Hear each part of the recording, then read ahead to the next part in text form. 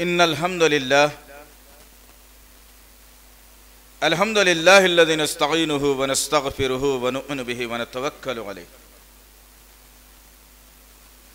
ونعوذ بالله من شرور أنفسنا ومن سيئات أعمالنا من يهدي الله فلا مضل له ومن يضلل فلا هادي له وأشهد أن لا إله إلا الله وأشهد أن محمدا عبده ورسوله أما بعد فإن خير الحديث كتاب الله وخير الحديث حديث محمد صلى الله عليه وسلم وشر الأمور محدثاتها وكل محدثة بدعة وكل بدعة ضلالة وكل ضلالة في النار. قال الله تعالى في القرآن المجيد والفرقان الحميد أعوذ بالله من الشيطان الرجيم بسم الله الرحمن الرحيم يا أيها الذين آمنوا ادخلوا في السلم كافة ولا تتبعوا خطوات الشيطان إنه لكم عدو مبين ربي اشرح لي صدري ويسر لي أمري واحلل عقدة من لساني يفقهوا قولي رب زدنی علما آمین رب العالمین. تمام تعریفیں بزرگی بڑائی کبریائی اس رب غالب مولا کے لیے جو تمام جہانوں کا پالنہار مدبر مشکل کشا حاجت روا، جس کی ذات میں کوئی شکوہ نہیں، جس کی دانش میں کوئی شکایت نہیں، وہ ہر خطا سے لا ریب ہے. درود و سلام محبت وحی کتاب حکمت کے مالک صاحب تاج و معراج و براق صلی اللہ علیہ وسلم پر سلام اس پر کہ جس نے بے کسوں کی دستگیری کی، سلام اس پر کہ جس نے بادشاہی میں فقیری کی، سلام اس پر کہ جس کے پاس نہ چاندی تھی نہ سونا تھا، سلام اس پر کہ تکیہ ہاتھ اور چٹائی جس کا بچھونا تھا، درود اس پر کہ جس کی زندگی رحمت ہی رحمت ہے، درود اس پر کہ جس کا تذکرہ عینی عبادت ہے. اللہم صلی علی محمد وعلی آل محمد بارک وسلم. برادران اسلام اور پس پردہ سننے والی اسلام کی معزز و معتبر خواتین، یہ اللہ کا بے پناہ کرم فضل احسان ہے کہ اللہ تعالیٰ نے اس پرفتن دور میں توحید اور سنت پر قائم و دائم فرمایا. اللہ کا احسان یہ بھی ہے کہ اللہ تعالیٰ نے توفیق بخشی، عنایت کرم مہربانی اللہ کی کہ ہر وقت باطل کے خلاف میں حق کی آواز کو بلند کرنے والا بنایا. اللہ کا احسان یہ بھی ہے کہ اللہ تعالیٰ نے خاندانی منصوبہ بندی کو چھوڑ کر اللہ اور اس کے رسول صلی اللہ تعالی علیہ وسلم کے نظام کو قائم کرنے والا بنایا. عزیزان محترم، جس طرح سے آپ تمام اس بات سے بخوبی واقف ہیں کہ وقت اور حالات کی مناسبت سے خطبہ جمعے کا عنوان منتخب کیا جاتا ہے، اور آج کے جمعے کا خطبہ ہم نے منتخب کیا ہے کہ نبی صلی اللہ تعالی علیہ وسلم کی بد دعا پر کس کے لیے. انشاءاللہ العزیز آج کی نشست میں ہم دیکھیں گے، سنیں گے، سمجھیں گے کہ اللہ کے نبی صلی اللہ تعالی علیہ وسلم کے جان نثار، وہ جن کے متعلق اللہ کے نبی صلی اللہ تعالی علیہ وسلم نے فرمایا کہ اللہ ان سے راضی ہو گیا اور وہ اللہ سے راضی ہو گئے. اور بعض مقامات پر اللہ کے نبی صلی اللہ تعالی علیہ وسلم نے کل 10 صحابہ کرام کو دنیا میں جنت کی بشارتیں بھی سنا دی، فرما دیا کہ ان سے حساب کتاب کچھ نہیں ہوگا بلکہ یہ جنت کے وارث بن چکے ہیں. آئیے انشاءاللہ تعالی آج کی نشست میں ہم غور و فکر کریں، جاننے کی کوشش کریں کہ اللہ کے نبی صلی اللہ تعالی علیہ وسلم کے بد دعا کے مستحق کون تھے، اور پھر اللہ کے نبی صلی اللہ تعالی علیہ وسلم کے ماننے والوں نے اس دنیا میں وہ کارنامے انجام دیے، اور اللہ کے نبی صلی اللہ تعالی علیہ وسلم کی ایک چھوٹی سے چھوٹی بات جو اللہ کے نبی نے کرنے کا حکم دیا وہی کرتے تھے، یا اس میں کسی قسم کی تبدیلی کرتے تھے، یا اللہ کے نبی صلی اللہ تعالی علیہ وسلم نے جن کے کرنے کا حکم نہ دیا ہو، کیا صحابہ کرام کرتے ہوئے خوشی محسوس کرتے تھے یا ایک دوسرے سے بغض و عناد رکھتے تھے؟ محض اس بنیاد پر کہ اللہ کے نبی نے یہ عمل کرنے کا حکم نہیں دیا اور کسی نے وہ عمل کر کے بتا دیا۔ آج کی نشست میں ہم انشاءاللہ تعالی یہ دیکھیں گے، اور پھر میرے اور آپ کی آقا رحمت للعالمین شفیع المذنبین مالک حوض کوثر نے جو بد دعائیں سنائی ہیں، اور وہ بد دعائیں اللہ کے نبی کی زندگی میں بھی پوری ہوئی، اور تا قیامت وہ بد دعائیں نبی کی ان کے حق میں پوری ہوتی رہیں گی جو اللہ کے نبی صلی اللہ تعالی علیہ وسلم کی مخالفت کرتے ہوں۔ آج کی نشست میں ہم یہی دیکھتے ہیں، جبکہ اللہ تعالیٰ نے تمام دنیا کے نبیوں کو دنیا میں بھیج کر اللہ کے نبی کی حدیث کے مطابق 1,24,000 سے زیادہ انبیاء کو اللہ تعالیٰ نے دنیا میں بھیجا ہے، لیکن قرآن کے آیتوں کے مطابق اللہ تعالیٰ نے کل 26 پیغمبروں کا ذکر اپنے کلام اللہ کے اندر کرتا ہے۔ غرض مختصر یہ بتانے کا مقصد یہ ہے کہ پچھلے جو انبیاء آئے وہ نبی کو اللہ تعالیٰ نے کوئی لقب سے نہیں نوازا تھا، بلکہ میرے اور آپ کے آقا محمد صلی اللہ تعالیٰ علیہ وسلم کو اللہ رب العزت نے رحمت للعالمین کے لقب سے نواز دیا۔ تمام کائناتوں کے لیے رحمت، تمام کائناتوں کے لیے شفقت، تمام کائناتوں کے لیے ہمدرد، تمام کائناتوں کے فکر رکھنے والی ذات گرامی محمد صلی اللہ تعالی علیہ وسلم۔ آئیے، مکے کا دور ہے، اللہ کے نبی صلی اللہ تعالی علیہ وسلم مکے کی سرزمین پر اللہ کا پیغام دل نشیں لوگوں تک پہنچا رہے ہیں، معبودان باطل سے بچا کر حقیقی اللہ کی عبادت کرنے کا طریقہ سکھا رہے ہیں، توحید پر آنے کی دعوت دے رہے ہیں، رسالت پر یقین کرنے کا یقین دلا رہے ہیں، فکر آخرت کا خوف دلا رہے ہیں۔ ان 3 نکات پر اللہ کے نبی صلی اللہ تعالی علیہ وسلم مکے کی سرزمین پر اپنی دعوت پہنچا رہے تھے، اور کن کے درمیان میں؟ یہ اہم نکتہ ہے، ذہن میں رکھنا ہے اس بات کو۔ اللہ کے نبی صلی اللہ تعالی علیہ وسلم کن کے درمیان میں یہ باتیں پہنچا رہے تھے؟ خاندان کے لوگوں میں، دوستوں میں، پڑوسیوں میں، شہروں میں، محلے میں رہنے والوں کے سامنے اللہ کے نبی صلی اللہ تعالی علیہ وسلم یہ پیغام پہنچا رہے تھے۔ حالات کروٹ لے رہے تھے، کمزور اور ناتوان مفلس لوگ اسلام میں پناہ لے رہے تھے، اور اسلام کے ماننے والوں کی تعداد دن بدن بڑھتے جا رہی تھی۔ جب بڑھتے جا رہی تھی، دشمن کے خیموں میں عجیب سا ایک انداز پیدا ہوا۔ ابو جہل نے لوگوں کو اکسایا اور کہا یہ مٹھی بھر لوگ کیا ہمارا مقابلہ کریں گے؟ الفاظ کس کے تھے؟ ابو جہل کے الفاظ تھے، اللہ کے دشمن کے الفاظ تھے، دین کے دشمن کے الفاظ تھے، قرآن کے نزول ہونے کے مخالفت کرنے والے کے الفاظ تھے، اور کہہ رہا تھا کہ یہ مختصر سی جماعت، یہ مختصر سے لوگ کیا ہماری مخالفت میں آئیں گے؟ ہم ان کی اینٹ سے اینٹ بچا دیں گے۔ ارے ناپکارو، آج وہی کلمہ تم اختیار کر کے کہتے ہو کہ یہ سرزمین پر مختصر لوگ ہیں جو یہودیوں کے ایجنٹ ہیں یا امریکہ ان کو پال رہا ہے۔ ہم ثابت کریں گے انشاءاللہ العزیز کون کس کو پال رہا ہے آج کی تقریر کے اندر، اور پھر یہ جائزہ لے کر کے جانا میرے بھائیوں، کہیں ایسا نہ ہو کہ کسی کی باتوں میں آ کر میں اور آپ اللہ اور اس کے رسول کی مخالفت کر رہے ہو، وہ عمل ہمیں دنیا میں اچھا لگ رہا ہو لیکن وہ اچھا عمل جہنم تک نہ لے کر کے چلے جائے۔ اللہ کے نبی صلی اللہ تعالی علیہ وسلم مکے کی سرزمین پر پیغام پہنچا رہے ہیں، دشمن پریشان ہیں کہ کیا ماجرا ہے کہ جو ادھر جاتا ہے ادھر ہی ہو جاتا ہے۔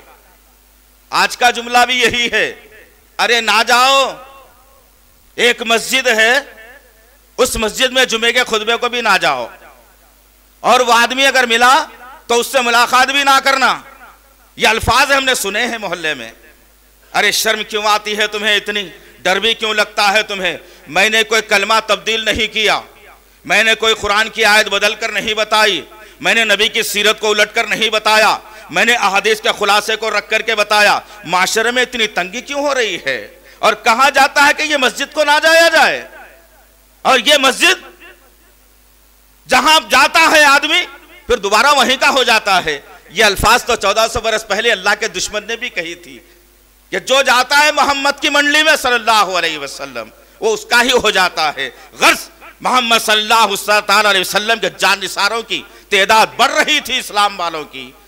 ایک طرف ابو جہل پریشان تھا، اللہ کے نبی صلی اللہ علیہ وسلم اچانک دار الندوہ کعبے کی سرزمین پر تشریف فرما ہوتے ہیں اور اپنے سر کو کعبۃ اللہ کے سامنے جھکا دیتے ہیں، سجدے کی حالت میں اللہ کے نبی صلی اللہ علیہ وسلم اللہ کے حمد و ثنا کبریائی بیان کر رہے ہیں، اور کوئی آپ کا ساتھی نہیں ہے ساتھ میں۔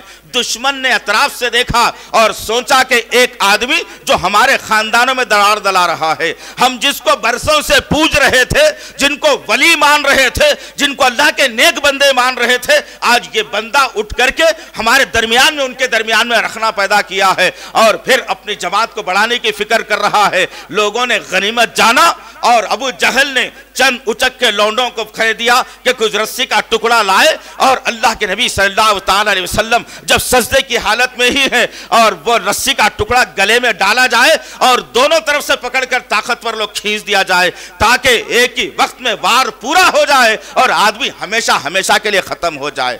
دشمن پروگرام تیار کیا، اللہ کے نبی سجدے کی حالت میں ہے اور دشمن رسی گلے میں ڈالتا ہے، دونوں طرف سے رسی کو کھینچا جاتا ہے۔ اللہ کے نبی صلی اللہ علیہ وسلم کی گردن زخم آنا شروع ہوتے ہیں، سانس رکتی ہے، دیدے باہر نکل آتے ہیں، زبان ہونٹوں تک آ جاتی ہے۔ آپ کی چہیتی بیٹی حضرت فاطمہ رضی اللہ تعالی عنہا دیکھتی ہیں کہ ابا جان کے ساتھ یہ معاملہ ہو رہا ہے، دوڑتی ہوئی آتی ہیں، دشمن کو اپنے ننھے ہاتھوں سے ابا جان کے قریب سے دور کرتی ہیں، دشمن چھوڑ کر دور ہٹتا ہے، وہ ننھی زبان سے کہتی ہے کہ اے دشمن، میرے باپ نے کس کا کیا بگاڑا ہے؟ کیوں اس کے ساتھ یہ معاملہ کرتے ہو؟ کیوں ہمیں یتیم بنانا چاہتے ہو؟ چھوڑ دو اس کے حال پر۔ پھر اس چھوٹی سی زبان سے فاطمہ رضی اللہ تعالیٰ عنہا نے آسمان کی طرف نگاہیں بلند کی اور کہا کہ اے اللہ، یا ایسے دشمن جو میرے باپ کے ہوں، ایسے دشمنوں کا تو ختم کر دینا۔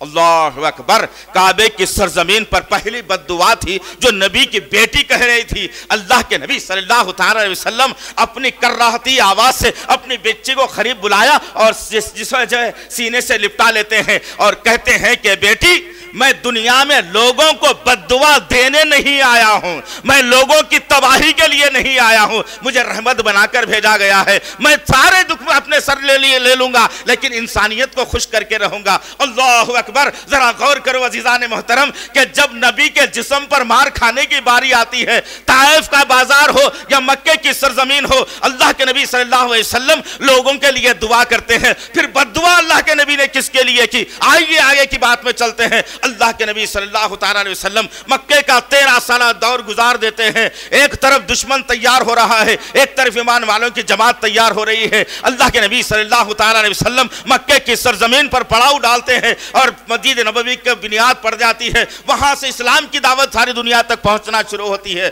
بڑے بڑے راجہ مہاراجہ بادشاہوں کو خطوط لکھنا شروع ہو جاتا ہے۔ ایک سلسلہ تھا اسلام کے پہنچانے کا تاکہ قوم کے بڑے آدمی کے پاس اگر اسلام پہنچ جائے گا تو رعایا کو اسلام قبول کرنے میں آسانی ہو جاتی ہے۔ اسی نویت سے اللہ کے نبی صلی اللہ تعالیٰ علیہ وسلم نے لوگوں کے پاس خطوط لکھنا شروع کرتے ہیں۔ پہلا خط آپ نے لکھا شاہ روم ہرقل کے بادشاہ کے نام۔ ہرقل بادشاہ کے نام آپ نے خط لکھا اور کہا کہ ایک اللہ کو مان لیا جائے، میری رسالت کو تسلیم کر لیا جائے، فکر آخرت کو قائم کر لیا جائے۔ یہ جو بت پرستی ہے، یہ جو غیروں کے آگے سروں کو جھکانا ہے، اس کو بند کر دیا جائے۔ ہرقل بادشاہ کے پاس خط پہنچا، ہرقل بادشاہ خط کو دیکھتا ہے، سارے مضمون کو پڑھتا ہے، اور پھر وہ جو قاصد جو خط لے کر کے گیا تھا اس خط کو بڑی ہی کراہت کی نظر سے دیکھا اور خط کو چاک کر دیا، یعنی پھاڑ کر ٹکڑے کر دیا کاغذ کو، اور اس صحابی کے ہاتھ میں رکھ کر کے کہا جاؤ تمہارے نبی سے کہہ دینا میرا جواب یہی ہے۔ اللہ اکبر! مکہ کی سرزمین پر نبی کو مارا گیا، طائف کی سرزمین پر نبی کے جسم کو مارا گیا، لیکن نبی نے بد دعا نہیں کی۔ لیکن جب اسلام کی بات آ جاتی ہے، اللہ کے پیغام کو پہنچانے کی بات آتی ہے، اللہ کے پیغام کو پہنچانے سے روکنے کی بات آ جاتی ہے، اللہ کے نبی صلی اللہ علیہ وسلم کے ہاتھ میں وہ پھٹا ہوا خط ہے جو نبی نے لکھا تھا اس بادشاہ کے نام پر۔ نبی نے خط کو دیکھا، آنے والے سے پوچھا بتاؤ کیا حال ہے، اس نے کیا کہا ہے؟ وہ آنے والے قاصد نے کہا یا رسول اللہ ایسی کوئی بات اس نے نہیں کی، اور کہا کہ میرا جواب یہ ہے، اور اس نے خط کو پھاڑ کر میرے ہاتھ میں رکھ دیا جو میں نے آپ کو لا کر کے دیا ہے۔ اللہ کے نبی نے فوری آسمان کی طرف اپنے نگاہوں کو اٹھایا اور کہا کہ اے اللہ تو گواہ رہنا اس بات کے لیے، میں نے تو اس بادشاہ کو امن کا پیغام دیا تھا، اس بادشاہ نے تیرے اسلام کو ماننے سے جو نہ دوری اختیار کر لی اور خط کو پھاڑ کر میرے حوالے کر دیا ہے۔ یا اللہ اس کی ریاست کو بھی جیسے خط پھٹ گیا ہے ریاست کو بھی پارا پارا کر دینا۔ اللہ کے نبی کی بد دعا تھی اس کے لیے جو اللہ کے قانون کو نہیں مانتا، جو نبی کی رسالت کو نہیں مانتا، جس کے ذہن میں فکر آخرت نہ ہو، جو اللہ کے قانون کو پارا پارا کرتا ہے، اللہ کے نبی نے بد دعا کی اس شخص کے لیے۔ اور آنن فانن دیکھنے میں آیا وہ سپر پاور طاقت، چیتھڑے بکھر دیے صحابہ کرام نے اس ریاست کے۔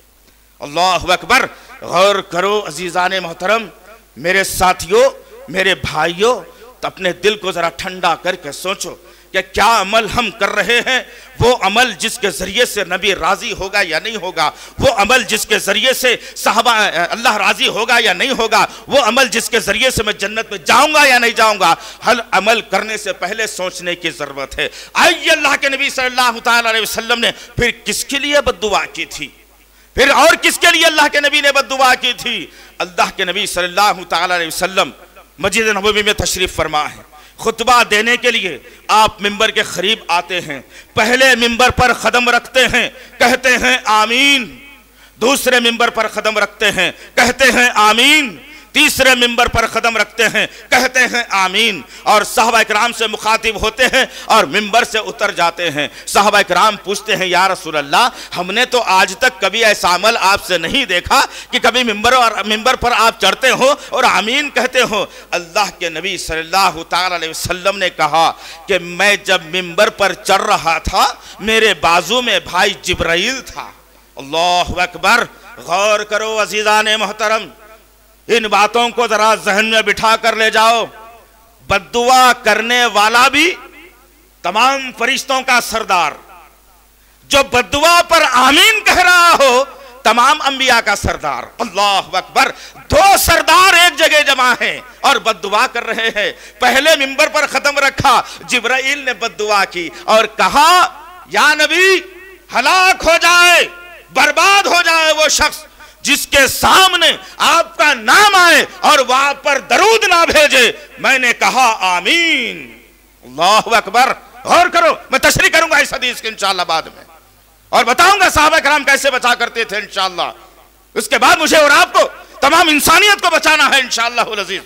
جتنی ہماری سکت ہو سکتی ہے، ہماری کوشش یہی رہتی ہے کہ انسانوں تک، مسلمانوں تک حقیقی پیغام پہنچ جائے انشاءاللہ تعالی۔ اس کے لیے مخالفتیں ہوتی رہیں گی۔ 23 سارا دور نبوت میں نبی نے کبھی چین سے کھایا نہیں، کبھی چین سے سویا نہیں، کبھی چین سے بیٹھنے کی نوبت نہیں آئی میرے آقا کو اسی اسلام کو پھیلانے میں نا۔ اگر میرے اور آپ کی مخالفت ہوتی ہے اور نیند چین و سکون کی ملتی ہے، 3 وقت کا کھانا پیٹ بھر کے ملتا ہے، تو کچھ مخالفت کا انداز ہی نہیں ہے۔ مجھے اور آپ کو پریشانی کی کوئی بات بھی نہیں ہے۔ یہ غرض اللہ کے نبی صلی اللہ علیہ وسلم نے آمین کہا، پھر دوسرے ممبر پر میں قدم رکھتا ہوں تو بھائی جبرائیل بد دعا کرتا ہے اس کے لیے۔ کس کے لیے بد دعا کرتا ہے جبرائیل؟ اس کے لیے کہ اے نبی صلی اللہ علیہ وسلم جس کے زندگی میں رمضان کا مہینہ آ جائے اور وہ روزے رکھ کر اپنی مغفرت نہ کروا لے، ہلاک اور برباد ہو جائے۔ میں نے کہا آمین۔ تیسرے منبر پر میں نے قدم رکھا، جبرائیل بد دعا کرتا ہے اس شخص کے لیے. جبرائیل کہتا ہے کہ یا رسول اللہ، ہلاک اور برباد ہو جائے وہ شخص جس کی زندگی میں اس کے ماں باپ زندہ ہو یا دو میں سے ایک زندہ ہو، ان کی خدمت کرتے ہوئے جو شخص جنت کو حاصل نہ کر لے، ہلاک اور برباد ہو جائے. میں نے کہا آمین. ذرا غور کرو عزیزان محترم، جبرائیل کی بد دعا کہنا اور نبی کا آمین کہنا، کیا یہ رد کر دیا جائے گا؟ یہ رد ہو جائے گا؟ ہرگز رد نہیں ہوگا. آج قوم کو ہلاک و بربادی کے دہانے پر لایا گیا. نبی کا نام لے کر آج طبلہ سارنگی بجا کر محمد کے شہر میں گایا گیا، لیکن کسی میں روکنے کی ہمت نہیں ہے. ہے کوئی؟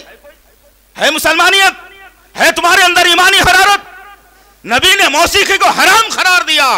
اللہ کے نبی کہتے ہیں کہ جو کوئی موسیقی سے لگاؤ رکھے گا، قیامت کے دن اللہ تعالیٰ اس کے کانوں میں سیس پگھلا کر کے ڈالے گا.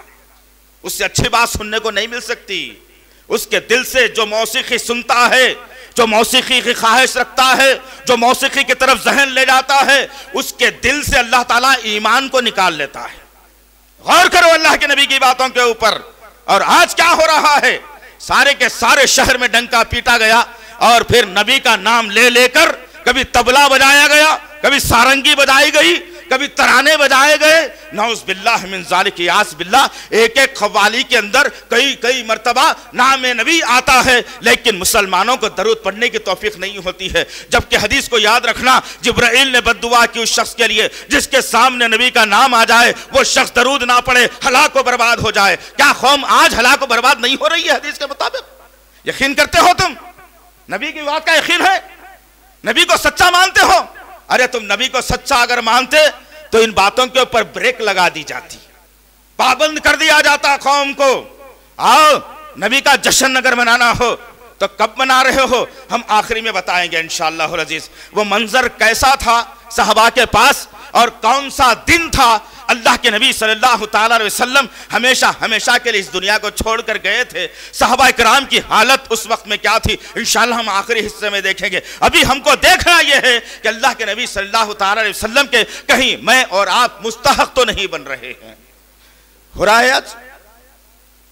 اگر مثال کے طور پر میں اپنے باپ سے گفتگو کروں یا میرا بیٹا مجھ سے آ کر گفتگو کرنا چاہتا ہے، میرا بیٹا میرے قریب میں آیا اور کہتا ہے کہ ابو جان میری فلانی خواہش ہے، یا میں فلانا کام کر رہا ہوں، یا میں فلانی بات کہنے جا رہا ہوں، آپ کیا رضامندی اختیار کرتے ہیں؟ ایک جملے ہیں جو بات چیت کے ذریعے سے کیے جاتے ہیں. اگر یہی جملوں کو میرا بیٹا میرے قریب میں آئے اور لہن میں، ترانے کے انداز میں، گانے کے انداز میں پوچھ رہا ہو، تو کیا میں میرے بیٹے سے محبت کروں گا یا ناراض ہو جاؤں گا؟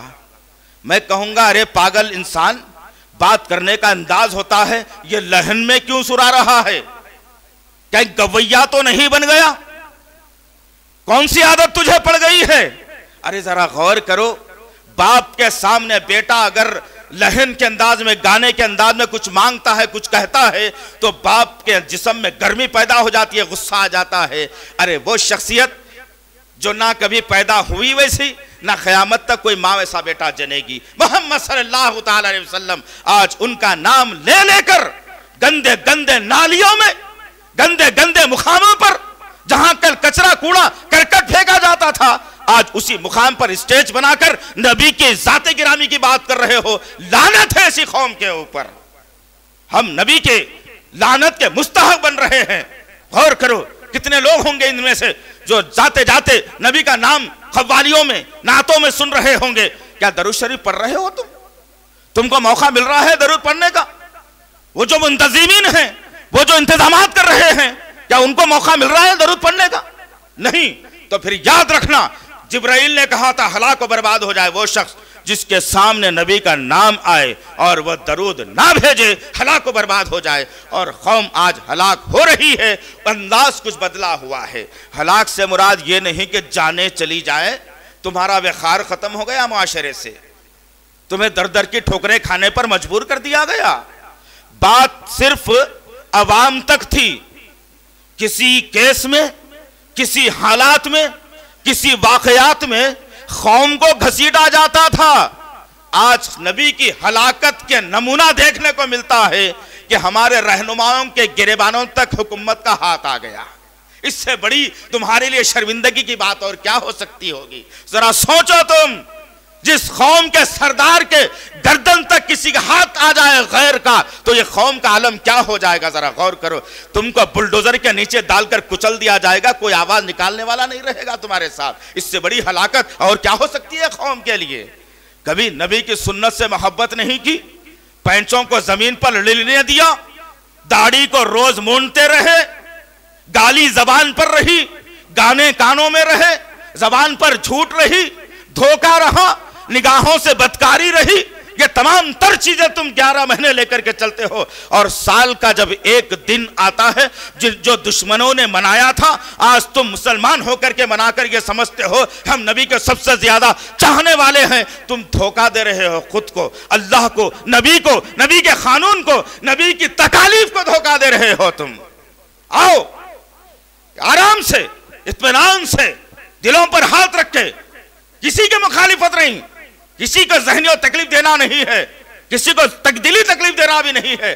تکلیف اس بات سے ہوتی ہے کہ جس پر میرا اور آپ کا ایمان ہو، آج اسی شخصیت کو اچھالا جائے، وہ بھی ایسے دن جس دن نبی کی پیدائش ہرگز نہیں ہوئی تھی، وفات ضرور ہوئی تھی، ہم ثابت کریں گے انشاءاللہ آخر میں، وفات ضرور ہوئی تھی، اور اس وفات پر میرے اور آپ کے صحابہ کرام کا عالم کیا تھا، تھوڑا منظر آپ کے سامنے ضرور رکھیں گے۔ مختصر یہ ہے عزیزان محترم کہ اللہ کے نبی صلی اللہ تعالی علیہ وسلم جب بد دعا کر دے تو وہ بد دعا کو اللہ تعالیٰ آنن فانن قبول کر لیتا ہے۔ ایک آدمی اللہ کے نبی صلی اللہ تعالی علیہ وسلم دعوت میں جاتے ہیں، ایک آدمی کو بیٹھا ہوا دیکھتے ہیں، اور وہ آدمی بائیں ہاتھ سے کھا رہا ہے، بائیں ہاتھ سے غذا منہ میں ڈال رہا ہے۔ اللہ کے نبی صلی اللہ تعالی علیہ وسلم نے اس بندے کے طرف دیکھا اور کہا کہ بھائی سیدھے ہاتھ سے کھایا کرو، بائیں ہاتھ سے شیطان کھاتا ہے۔ اللہ اکبر! میرے بہت سارے بھائیوں کو عادت ہے، حرام کھاتے ہو اس پر بائیں ہاتھ سے کھاتے ہو۔ حرام نہیں کھاتے؟ گٹکا تمہارا حرام ہے، حرام ہونا ہے تو کئی دلائل پیش کروں گا انشاءاللہ العزیز۔ گٹکا تمہارا حرام ہے، سگریٹ تمہارا حرام ہے، تم حرام کھا رہے ہو، دعا اللہ سے کر رہے ہو، جس کے گلے سے حرام اتر جائے اس کی دعائی قبول نہیں ہوتی۔ تم کو اتنا بھی یقین نہیں ہے، تم حرام چھوڑتے ہی نہیں۔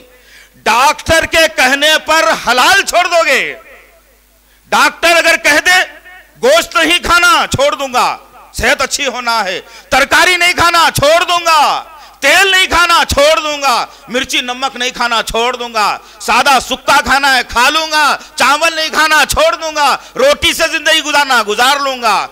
ڈاکٹر اگر کہتا ہے ناپکار حلال کے چھوڑنے پر، تو ڈاکٹر کے کہنے پر حلال چھوڑ دیتا ہے، لیکن ایسی مسلمانی ہے ہماری کہ رب کے کہنے پر حرام بھی نہیں چھوڑتے۔ چیک کر لو یار، کہاں مقام بنا رہے ہیں میں اور آپ؟ بڑی تکلیف پہنچتی ہے لوگوں کو، لیکن حق تو یہی ہے، منبر رسول پر چڑھنا ہو تو سارے چیزوں کو بھول کر چڑھنا پڑے گا۔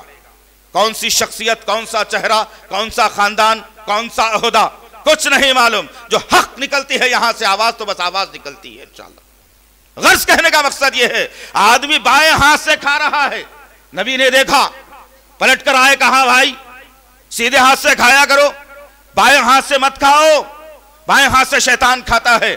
اس نے پلٹ کر جواب دیا اور کہا نہیں بھائی، مجھے عادت ہے بائیں ہاتھ سے کھانے کی، میں تو بائیں ہاتھ سے ہی کھاؤں گا۔ اللہ اکبر! اس نے نبی کو جواب دے دیا پلٹ کر کے۔ نبی نے پلٹ کر کے کہا اب تیرا ہاتھ، سیدھا ہاتھ تیری حیات تک، تیرے منہ تک نہیں پہنچے گا۔ اللہ اکبر! کیا کہا گیا؟ اب تیرا سیدھا ہاتھ تیری حیات تک، تیرے منہ تک نہیں پہنچے گا۔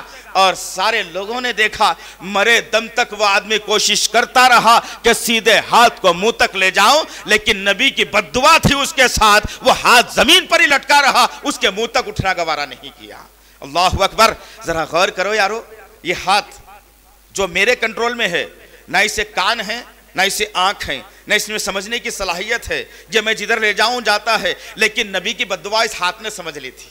اتنا تو غور کرو ذرا، نبی کی بد دعا کا اثر یہ ہاتھ سمجھ گیا تھا کہ نبی نے بد دعا کی ہے، نبی کی بد دعا کے بعد میں اس انسان کی بات نہیں سنوں گا، نہ اس کے منہ تک میں اٹھنے کے قابل بن جاؤں گا۔ ارے تم کو اللہ تعالیٰ اشرف المخلوقات بنایا ہے یارو، تم کو تمام مخلوقوں میں عزت دی ہے یارو، تمہارے لیے جنت بنائی ہے اللہ تعالیٰ نے، جہنم سے تم کو بچنے کا ذریعہ نبی کو بنایا ہے یارو، کم سے کم اس نبی کی لاج رکھ لو، نبی کی باتوں کی لاج رکھ لو، نبی کے عمل کی لاج رکھ لو، نبی کے سنتوں کی لاج رکھ لو، نبی کی سیرت کی کم سے کم لاج رکھ لو یار۔ اتنا بھی تباہی کے دہانے تک مت لے جاؤ نبی کی سنتوں کو، کم سے کم یاد رکھو مکے کی سرزمین پر ابتدائی دور میں نبی اسلام پھیلانے کے لیے نکل جاتے ہیں، خدیجہ الکبریٰ کا انتقال ہو گیا ہے، کوئی دوسری بیوی زندگی میں ابھی نہیں آئی ہے، چھوٹی چھوٹی بچیاں زینب سے لے کر فاطمہ رضی اللہ تعالیٰ عنہما اجمعین تک چھوٹے بچیاں ہیں، اللہ کے نبی صلی اللہ علیہ وسلم اپنے ہاتھ سے شوربہ بناتے ہیں۔ ذرا غور کرو یار، ان تکالیف کو ذرا ذہن میں رکھنا میرے بھائی، کوئی معمولی بات نہیں ہے یہ، نبی کی سیرت کو اللہ تعالیٰ نے نمونہ بنایا ہے، ان تکلیفوں کو کبھی ذہن میں بھی رکھنا۔ نبی شوربہ بنا دیتے ہیں اور پھر اپنے بیٹیوں سے کہتے ہیں کہ بیٹیوں وہ اوپر میں نے کچھ روٹی کے ٹکڑے رکھ دیے ہیں، میں جا رہا ہوں باہر اللہ کے پیغام پہنچانے، مجھے آنے میں شاید دیر ہو جائے، تمہیں جو بھوک لگ جائے تو ان روٹی کے ٹکڑوں کو ان شوربے میں بھگا لینا، کچھ دیر یہ بھیگ کر نرم ہو جائے تو تم پھر چاروں مل کر کے کھا لینا۔ بیٹیوں کو تلقین کی جا رہی ہے، ایک دیوار بیچ میں، دشمن بازو ابو لہب کی بیوی ام جمیل ان باتوں کو سن رہی ہے۔ اللہ کے نبی صلی اللہ علیہ وسلم بیٹیوں کو تاکید کرتے ہیں اور گھر سے نکل کر مکے کے اس بازار میں چلے جاتے ہیں۔ اللہ کے نبی باہر نکلنا تھا، ام جمیل دیوار کو پھاند کر آتی ہے اور اللہ کے نبی کے حجرے میں داخل ہوتی ہے، بچیوں کے ساتھ ناروا سلوک کرتی ہے اور کہتی ہے تمہارا بھوکا رہنا مجھے اچھا لگتا ہے، زمین سے مٹی اٹھاتی ہے اور اس شوربے کے اندر ڈال دیتی ہے، ان روٹی کے ٹکڑوں کو باہر پھینک دیتی ہے، یہیں تک اس کا دل بھرتا نہیں ہے، باہر سے کانٹوں لکڑی لے کر کے آتی ہے اور ایک کانٹا توڑتی ہے، حضرت فاطمہ رضی اللہ تعالیٰ عنہ کے پیر میں گھسا دیتی ہے۔ ذرا غور کرو یار، جس نے اسلام کے خاطر اپنی اولادوں کو قربان کر دیا، آج تم اسی کا مذاق بنا رہے ہو چورستوں پہ روکا کر، اس مدینے شہر کا تم مذاق بنا رہے ہو۔ تم شہر میں، جس شہر میں بت پرستی ہوتی ہو، جس شہر میں اپنے ہاتھوں کے بنائے ہوئے بتوں کو پوجا جاتا ہو، اس شہر میں تم مدینے کا ماڈل، مکے کا ماڈل بنا کر اس مقام کو ذلیل کرتے ہو۔ اس سے زیادہ بدبختی اور کیا ہوگی اس قوم کی؟ غور کرو، تم سوچو ذرا، تم کتنی مسلمانی ہے تمہارے اندر، کتنا تم چاہتے ہو اپنے رب کو، کتنا تم چاہتے ہو اپنے نبی کو، کتنا چاہتے ہو تم صحابہ سے محبت رکھتے ہو۔ تم کو خبر پرستی کا پجاری بنا دیا گیا۔ تم کو کیا معلوم ہے اللہ کیا ہوتا ہے، رسول کیا ہوتا ہے، تم کو کیا معلوم صحابہ کیا ہوتے ہیں؟ تم سمجھتے ہو کہ منو مٹی کے نیچے دفن ہوا کوئی ولی تمہاری نگرانی کر رہا ہے، تو اس سے بڑی بدبختی اس قوم کی کچھ نہیں ہو سکتی۔ غرض اللہ کے نبی نے بد دعا کی، اس انسان کے جسم پر اثر ہو گیا اور وہ ہاتھ اس کی حیات کے رہنے تک کبھی اس کے منہ تک نہیں اٹھ سکا۔ ذرا غور کرو کہ میرے اور آپ کی زندگی کہاں ہے آج، کتنی بد دعاؤں کے جو ہے ہم مستحق بن رہے ہیں نبی کے۔ نبی نے بد دعا کی تھی اس شخص کے لیے، کہا تھا کہ اے لوگو میری بات کو یاد رکھنا کہ اللہ تعالیٰ اس شخص کے اس جسم کے حصے کو جہنم کی نظر کر دے گا۔ صحابہ کرام نے پوچھا یا رسول اللہ کون سے جسم کا حصہ جہنم کی نظر ہونے والا ہے؟ اللہ کے نبی نے کہا جس نے اپنے کپڑے کو ٹخنے کے نیچے لٹکا دیا، وہ ٹخنے کے نیچے لٹکانے کی پاداش میں اس کے جسم کے اس حصے کو جہنم میں جلائے گا اللہ تعالیٰ۔ بد دعا کی تھی۔ اور آج معاملہ کیا ہے، ہمارے نوجوانوں کو شرم آتی ہے ٹخنے سے اوپر پہننے کے لیے۔ تم کو ٹخنے سے اوپر پہننے کے لیے شرم آئی تو عورتوں نے پنڈلیوں کے اوپر بنا لیا۔ ذرا سوچو کدھر سے کدھر ماحول جا رہا ہے، کتنی نبی کی بد دعاؤں کے مستحق بن رہے ہیں میں اور آپ۔ آئیے صحابہ کرام کی زندگیوں سے، اور پھر اس واقعات کو بیان کرنے سے پہلے یہ بتا دینا ضروری ہے کہ یہ کہا جاتا ہے یہ عمل مت کرو تو کہا جاتا ہے نہیں صحابہ کرام نے بھی کیا تھا۔ نعوذ باللہ من ذالک، یعوذ باللہ۔ تم کس طبقے پر الزام لگا رہے ہو دوستو؟ تم کس طبقے پر الزام لگا رہے ہو؟ وہ طبقہ جو نبی کا ساتھ دیا تھا بدر سے لے کر پورا احد تک، احد سے لے کر تبوک تک، جن صحابہ کرام نے جانوں اور مالوں کا نذرانہ دے کر کے جو اسلام کو سینچنے کے لیے نبی کا ساتھ دیا تھا، جب نبی نے ان کو جنت کی بشارتیں دی تھی، تم ان نبیوں پر الزام لگاتے ہو، کہتے ہو کہ انہوں نے بھی یہ کیا تھا۔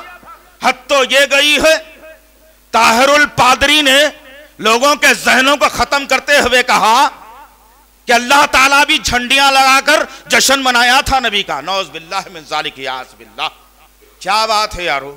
اور تم تسلیم کر کے قبول بھی کر لیتے ہو اسے، ہاں قبول کرتے ہو؟ آؤ صحابہ کرام کی زندگیوں سے دیکھتے ہیں جنہوں نے ہر چھوٹے چھوٹے عمل کو بڑی ہی باریکی سے دیکھا تھا۔ حضرت ابن عباس اور حضرت معاویہ رضی اللہ تعالیٰ عنہ اجمعین حج کے لیے نکلتے ہیں اور حج کر رہے ہیں، طواف ہو رہا ہے کعبے کا۔ ابن عباس رضی اللہ تعالیٰ عنہ دیکھتے کیا ہیں کہ معاویہ رضی اللہ تعالیٰ عنہ کعبے کے چاروں کونوں کو بار بار ہاتھ لگا رہے ہیں طواف کے دوران میں۔ ابن عباس نے روک کر کے کہا ہے معاویہ یہ کیا کر رہے ہو؟ چاروں کونوں پر ہاتھ کیوں لگا رہے ہو؟ چاروں کونوں پر ہاتھ مت لگاؤ۔ معاویہ نے کہا اے میرے بھائی عباس، ابن عباس، کعبۃ اللہ تو بڑا قیمتی ہے، اس کے چاروں کونے معتبر ہیں، اگر میں لگا رہا ہوں تو حرج کیا ہے؟ ابن عباس رضی اللہ تعالیٰ عنہ نے کہا کیا تم نے نبی کے حج کو بھلا دیا ہے؟ اللہ کے نبی نے دو کونوں پر ہاتھ لگانے کا حکم دیا ہے، دو پر ہاتھ لگانے کا حکم نہیں دیا ہے۔ اس پر حضرت معاویہ رضی اللہ تعالیٰ عنہ نے اپنے ذہن سوچ کو پلٹ کر کہا میرے بھائی تم نے سچ کہا اور صحیح کہا، اب سے میں ایسے ہی کروں گا۔ اللہ اکبر! ذرا غور کرو، حجر اسود، رکن یمانی، یہ دو مقامات ایسے ہیں جہاں کعبۃ اللہ کے دو کونوں پر طواف کے دوران ہاتھ لگانے کی اجازت ہے، چار کونوں پر لگانے کی اجازت نہیں ہے۔ لیکن ایک صحابی رسول جو کام کر رہا تھا محبت میں کر رہا تھا، دشمنی سے کر رہا تھا، کعبے کو چھونے کے لیے محبت سے کر رہا تھا، لیکن صحابی نے کہا کہ میرے نبی کا عمل نہیں ہے، رک جانا چاہیے اس سے۔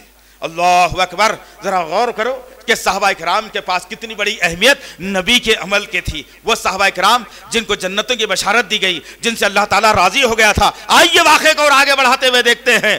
حضرت ابن مسعود رضی اللہ تعالیٰ عنہ، عبداللہ بن مسعود رضی اللہ تعالیٰ عنہ ایک مسجد نبوی کے اندر داخل ہوئے۔ کب کی بات ہے؟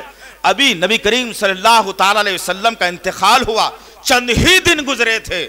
اچانک مسجد نبوی میں داخلہ لیا، کچھ لوگوں کو گروپ بنا کر، دائرہ بنا کر دیکھتے کیا ہے اور قریب جاتے ہیں اور دیکھتے کیا ہے کہ لوگ کھجور کی گٹلیوں پر کچھ گن رہے ہیں۔ سبحان اللہ، الحمدللہ، اللہ اکبر! کھجور کی گٹلیاں گن رہے ہیں دائرے دائرے بنا کر۔ ابن مسعود رضی اللہ تعالیٰ عنہ کو بڑا غصہ آیا۔ آپ قریب لوگوں کے ہوئے اور آواز دے کر کے کہا بدبختی ہو تمہارے اوپر، تم نے فتنہ اور بدعت ایجاد کی۔ ذرا غور کرو، آج کہا جاتا ہے تو کہا جاتا ہے کہ نہیں ہم تو وہ طریقہ کر رہے ہیں جو صحابہ کرام نے کیا تھا، ایسا کریں تو برائی کیا ہے؟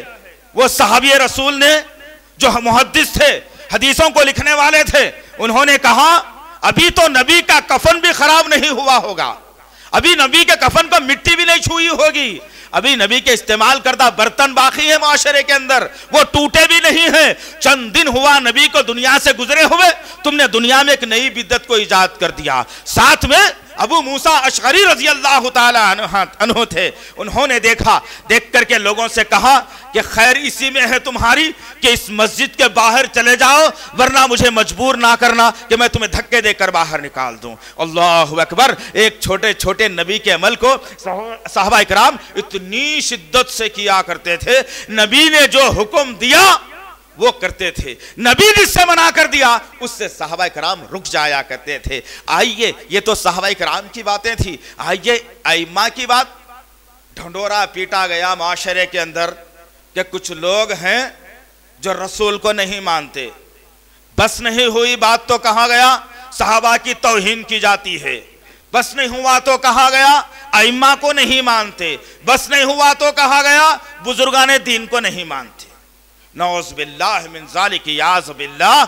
جتنا اہل سلف قرآن اور حدیث پر کام کرنے والا جتنی ان طبقوں سے محبت کرتا ہے، بقیہ دوسرے نام رکھنے والے ان سے محبت ہرگز نہیں کرتے، ہرگز نہیں کرتے۔ امام مالک رحمت اللہ علیہ کا دور ہے، ایک آدمی امام مالک رحمت اللہ علیہ کے پاس آیا جو مسجد نبوی کے اندر تشریف فرما تھے، آ کر کے کہتا ہے کہ اے امام مالک رحمت اللہ علیہ، میں حج کو جانے کا ارادہ کر رہا ہوں، میں احرام کہاں سے باندھوں؟ تو امام مالک نے کہا ذوالحلیفہ ایک مقام ہے، راستے میں پڑتا ہے، وہاں سے تم احرام باندھ لو۔ اس آدمی نے کہا نہیں اے مالک، میری خواہش ہے، میری محبت ہے کہ میں نبی کے خبر اتھر کے قریب سے اپنے احرام کو باندھوں گا، پھر یہاں سے حج کے لیے نکلوں گا۔ امام مالک رحمت اللہ علیہ نے کہا بدبختی ہو تجھ پر، نیا فتنہ اور فساد بپا کرتا ہے، بدعت کو تو ایجاد کرتا ہے۔ اللہ کے نبی نے ذوالحلیفہ سے احرام باندھنے کا حکم دیا تھا، تیری مجال کیسے ہوتی ہے کہ تو نبی کی مسجد سے باندھنا چاہتا ہے؟ پھر آپ نے سورہ نور آیت نمبر 63 اسے پڑھ کر سناتے ہیں اور کہتے ہیں جو لوگ اللہ اور اس کے رسول کے قانون پر عمل نہیں کرتے انہیں ڈرنا چاہیے اس بات سے کہ اللہ تعالیٰ نے بہت بڑے عذاب سے دوچار کرنے والا ہے۔ اللہ اکبر! غور کرو عزیزان محترم کہ کس سمت میں میرے اور آپ کی زندگی جا رہی ہے۔ آج یہ سنت ہے کر لو، یہ بخاری کی حدیث ہے، یہ مسلم کی حدیث ہے، حدیث کا حوالہ دیا جاتا ہے تو کہا جاتا ہے کہ نہیں بھائی ہمارے عالم صاحب نے جو کہا ہے وہ کر لیں گے۔ نعوذ باللہ، امام کی بات نہیں چلے گی، صحابی کی بات نہیں چلے گی، نبی کی بات ضرور چلے گی۔ تم سمجھتے ہو تم یہ تعویل نکال کر کے اپنے آپ کو جنت کے مستحق بنا لو گے، ہرگز یہ ہونے والا نہیں ہے۔ وہاں اللہ کے پاس دو ہی باتیں ہونے والی ہیں، اللہ پوچھے گا کیا میرا حکم تھا، دوسرا پوچھے گا کیا میرے نبی نے تمہیں حکم دیا تھا، تیسری بات نہیں ہوگی۔ اور یہاں کیا معاملہ ہے میرا اور آپ کا کہ ہم اللہ اس کے رسول کی بات کے سامنے دو کوڑی کے امام کی بات کو سمجھ جاتے ہیں۔ جو آج تمہاری کرتا ہے تو کل کسی اور کی کرتا ہے۔ کچھ تو ایسے ہیں جن کو سمجھایا گیا خراج دنیا میں نہیں رہے، ان کا نام بھی کیا لوں۔ کچھ تو ایسے بھی ہیں معاشرے میں جو کرتا اٹھا کر اپنا پیٹ بتا کر کہتے ہیں کہ بھائی اس شہر میں ہم پیٹ پالنے کے لیے آئے ہیں، یہ مسئلے مسائل میں ہمیں نہ گھسیٹو۔ تمہارے شہر میں ہے بھائی، تمہارے محلے میں ہے۔ دور کی بات کرنے کا عادی نہیں ہوں میں، نہ جو انجانی بات کرنے کا عادی ہوں۔ جو علم میں ہو میرے وہی بات کرنے کا عادی ہوں میں، جو علم حاصل کرتا ہوں وہی جمعے کے دن پیش کرنے کا عادی ہوں میں، ادھر ادھر کی لا کر ہرگز نہیں دوں گا انشاءاللہ۔ تو غرض کہنے کا مقصد یہ ہے عزیزان محترم کہ ہر عمل پر چیک کرو اپنے آپ کو، یہ نبی کے ساتھ ملتا ہے یا نہیں ملتا ہے۔ ہر عمل کو چیک کرو، کوئی چیز ایسی چھٹی ہوئی نہیں ہے جو نبی نے اس دنیا کو دے کر کے نہ گئی ہو۔ کیا یہ جائز ہے؟ آج سے 10-15 سال پہلے اس مہینے کا نام کیا تھا معلوم ہے؟ 12 وفات۔ پوچھنا کبھی نانی دادی سے اپنے گھر میں جا کر کے اس مہینے کو کیا نام دیا گیا تھا؟ 12 وفات۔ سب کو معلوم تھا کہ نبی کی وفات 12 کو ہوئی ہے، اس لیے اس مہینے کا نام 12 وفات رکھا گیا تھا۔ لیکن کچھ برادریوں نے، کچھ اسلام کے ایجنٹوں نے جو بیٹھے ہوئے اپنے اسرائیلی آقاؤں کو خوش کرنے کے لیے اور بیٹھے ہوئے اپنے آقا امریکوں کو خوش کرنے کے لیے یہ قانون کو نکالا، یہ قانون کو پاس کیا اور لوگوں کے ذہن سے 12 وفات کو مٹا کر 12 ربیع الاول کر دیا۔ حرمت والے مہینے کتنے؟ 4 حرمت والے مہینے۔ رمضان حرمت میں نہیں آتا، اہمیت میں آتا ہے۔ نبی نے کبھی ربیع الاول کے بارے میں حرمت کی اہمیت کی بات نہیں کی۔ نعوذ باللہ، نبی نے جس مہینے کے بارے میں کچھ نہ کہا ہو اور تم آج کہتے ہو کہ عید الاعیاد محترم والا مہینہ، احترام والا مہینہ، جو نہیں کرے شیطان کی اولاد، جو نہیں کرے وہ گمراہ، جو نہیں کرے یہودی، جو نہیں کرے یہ جہنمی۔ تم کتنے باتوں کو آج کے لائے ہو تم؟ آئیے دیکھتے ہیں صحابہ کا عمل آج کے دن میں کیا تھا آخر۔ 12 ربیع الاول، اللہ کے نبی صلی اللہ تعالی علیہ وسلم کی تاریخ پیدائش 9 ربیع الاول، 9 ربیع الاول، اتھینٹک روایت۔ آج بدل کر اسلام کی شکل بدل دی لوگوں کے سامنے۔ حقیقی اسلام جانو، پہچانو، معلوم کرو کیا ہوتا ہے آخر۔ کون کون علماء نے 9 ربیع الاول کو پسند کیا ہے، اور پوری شہادت کے ساتھ جس وقت ابراہہ کعبے کو ڈھانے کے لیے آیا،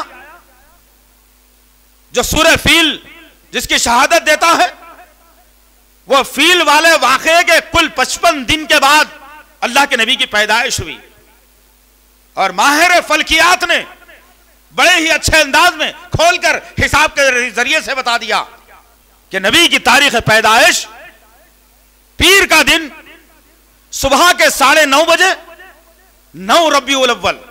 اللہ اکبر، بڑی آسانی کے ساتھ اگر آپ چیک کرنا ہے کر سکتے ہیں انشاءاللہ تعالی۔ غرض وفات پر پوری دنیا کا اتفاق ہے، وفات نبی کے انتقال پر پوری دنیا کا مشرق سے مغرب، شمال سے جنوب تک ہر عالم کا، ہر مسلمان کا عقیدہ یقین ہے کہ نبی کی وفات 12 ربیع الاول کو ہوئی تھی۔ اور افسوس کی بات یہ ہے کہ جو لوگ کہتے ہیں کہ نبی نے 12 کو ہی پیدا ہوئے تھے، 12 کو ہی وفات کر گئے تھے، مسلمانوں کے ذہنوں میں غلط تاریخ کو پیوست کر دیا گیا۔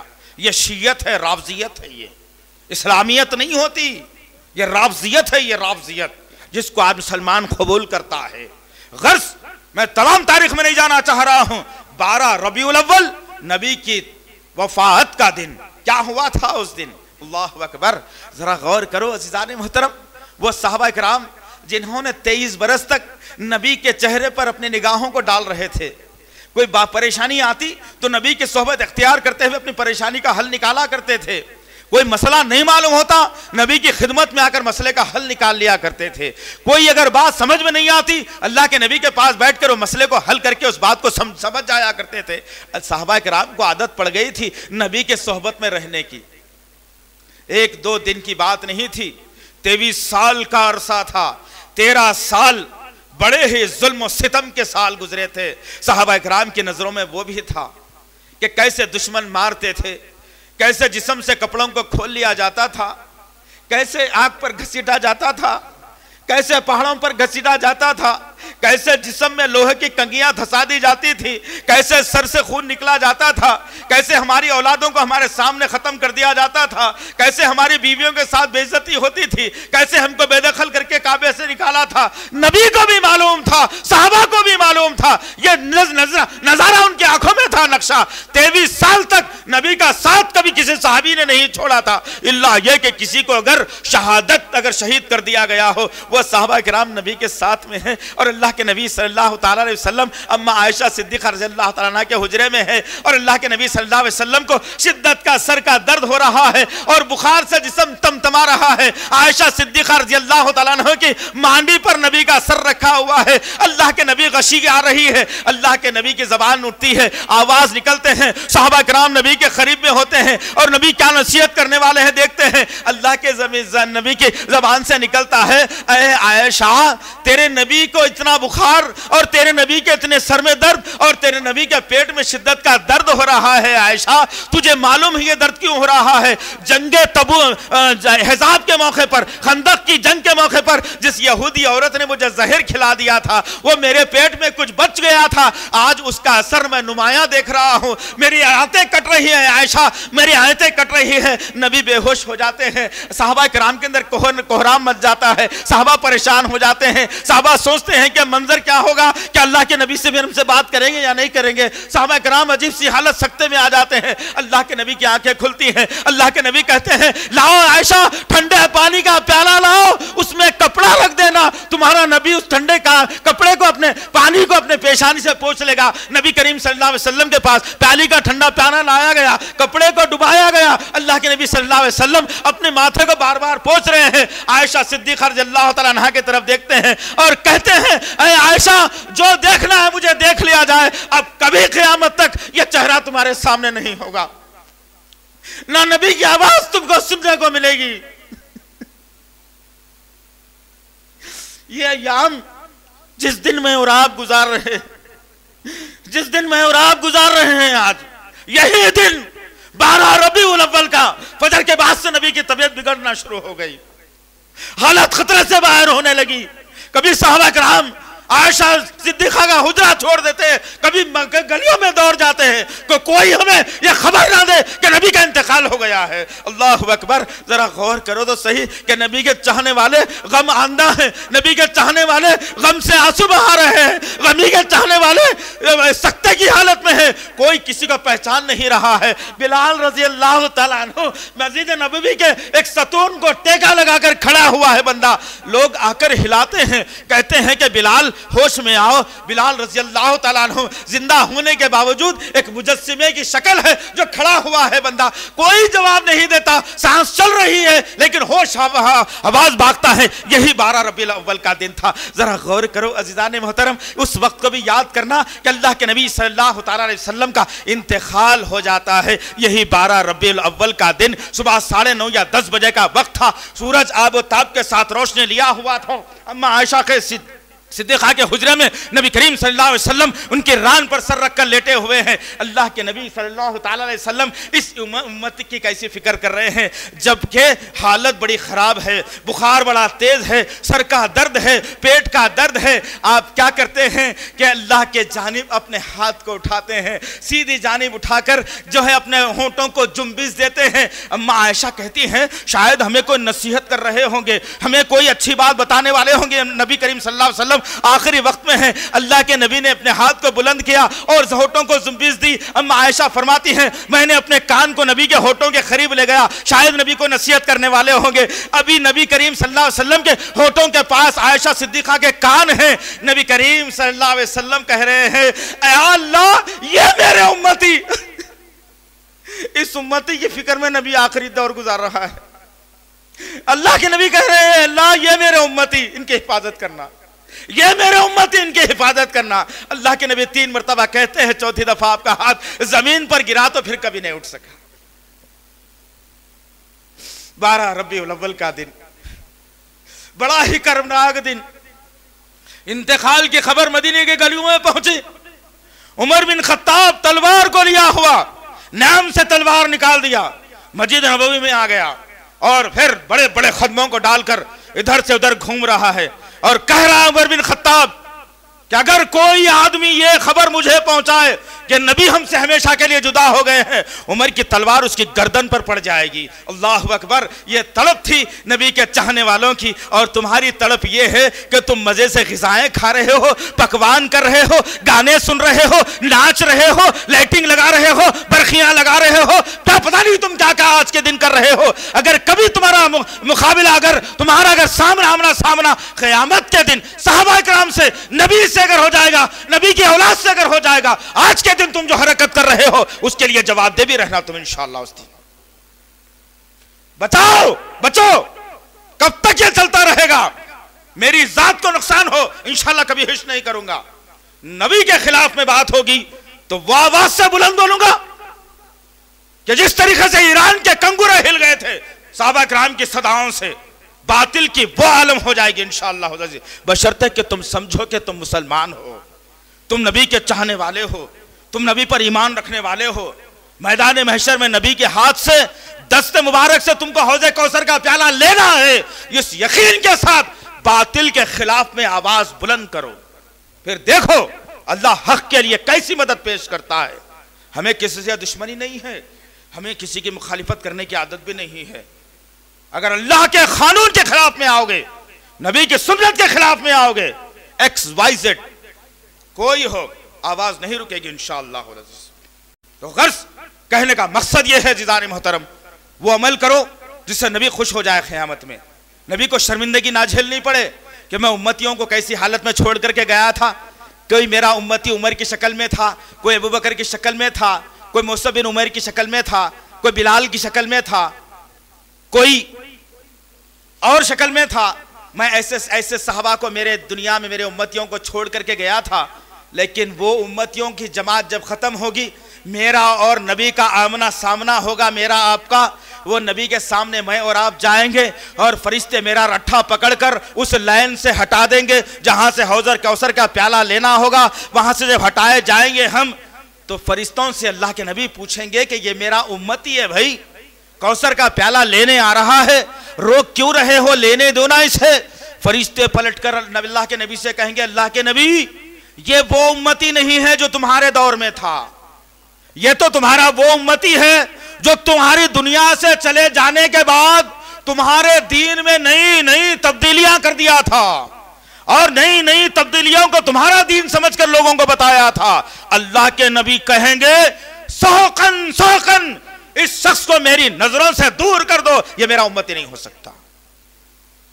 تو وہ عمل کرو جس پر نبی نے مہر لگائی ہو، وہ عمل کرو جس سے اللہ راضی ہوتا ہو، وہ عمل کرو جس سے نبی کے ساتھ قیامت میں بھی ملے، میدان محشر میں اور جنت میں بھی ہمارا ساتھ ہو۔ اللہ سے دعا ہے کہ اللہ تعالی ہم تمام کو بدعت کرنے سے بچا لے، بدعت عمل کرنے سے بچا لے، شرکیہ عمل کرنے سے بچا لے، نبی سے پکی سچی محبت کرنے والا بنائے، نبی کی سنتوں پر چلنے والا بنائے، صحابہ کے طریقے کو اختیار کرنے والا بنائے، قرآن کو سیکھنے والا بنائے، قرآن کو پڑھنے والا بنائے، قرآن کو سمجھنے والا بنائے، قرآن کو دوسروں تک پہنچانے والا بنائے، اذان ہوتی ہے تو مسجدوں کو بھرنے والا بنائے، قبرستانوں کو ویران کرنے والا بنائے۔ سبحان ربک رب العزت عما یصفون والسلام علی المرسلین والحمد للہ رب العالمین۔